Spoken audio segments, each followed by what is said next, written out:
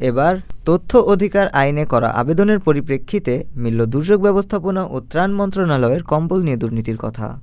এই মন্ত্রণালয়ের তথ্য বিশ্লেষণ করে দেখা যায় 2022-23 অর্থবছরে দেশের 6,21,191 জন দরিদ্র মানুষের জন্য 3 ধাপে 6,21,191টি কম্বল কেনা হয়েছিল। এর ক্রয়মূল্য দেখানো হয়েছে 38,76,21,992 টাকা। ত্রাণ হিসেবে কম্বল পাওয়া এক ব্যক্তি জানান, তাকে যে কম্বল দেওয়া হয়েছে তার দাম 300 টাকাও না। একটি কম্বলের ওজন 250 গ্রাম এবং অপরটির ওজন 1 কেজি। আকারেও বেশ ছোট। যারা কম্বল পেয়েছেন তাদের অভিযোগ, শীতে সরকারিভাবে যে কম্বল দেওয়া হয় তা খুবই নিম্নমানের। বাজারে 500 থেকে 700 টাকায় যে কম্বল পাওয়া যায় তা সরকারি কম্বলের চেয়ে অনেক ভালো। এ বিষয়ে কথা বলার জন্য দুর্যোগ ব্যবস্থাপনা অধিদপ্তরের মহাপরিচালক রেজওয়ানুর রহমানের সঙ্গে মোবাইল ফোনে যোগাযোগ করা হলে তিনি কথা বলতে নাকচ করেন।